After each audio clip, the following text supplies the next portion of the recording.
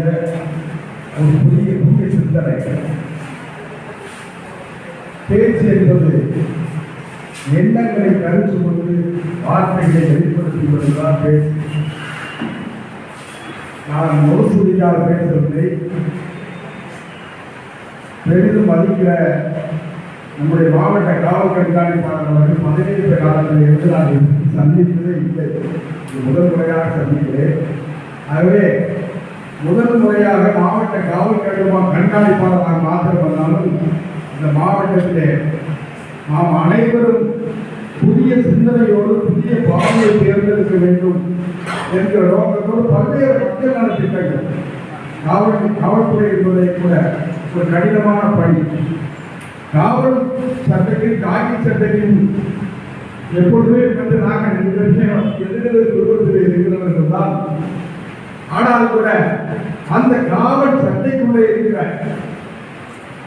அங்கே அவர்களை நாம் இரும்பு இதயம் அடைத்தவர்களாக பார்க்காமல் அங்கேயும் ஒரு இதயம் இருக்கிறது, அங்கேயும் கண்ணுக்குள் ஈரம் இருப்பது போல அங்கேயும் ஒரு ஈரம் இருக்கிறது என்பதை உணர்த்துகிற வகையில் காவல்துறையினுடைய செயல்பாடுகள் மக்களை சென்றடைய வேண்டும் என்கிற உயர்ந்த நோக்கத்தோடு நம்முடைய மதிப்புமிக்க காவல் கண்காணிப்பாளர்கள் இதுவரை எத்தனையோ காவல் கண்காணிப்பாளர்கள் அவர்கள் உயர்ந்த பொறுப்புகளிலே மிகச் சிறப்பாக பணியாற்றியிருக்கிறார்கள்.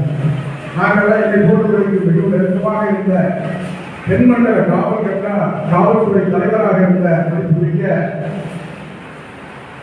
சண்முக ராஜேஸ்வரன் அவர்கள் தான் மிக நெருக்கமாக இருந்தவர்கள்.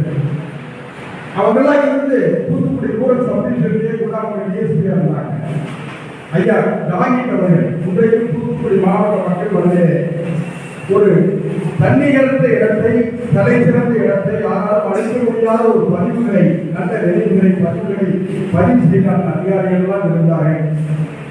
அந்த அதனுடைய தொடர்ச்சியாக நீண்ட நெடுங்காலத்திற்கு பிறகு நமக்கு ஒரு மக்கள் காவல் கண்காணிப்பாளராக நம்முடைய மரியாதைக்குரிய முனைவர் ஐயா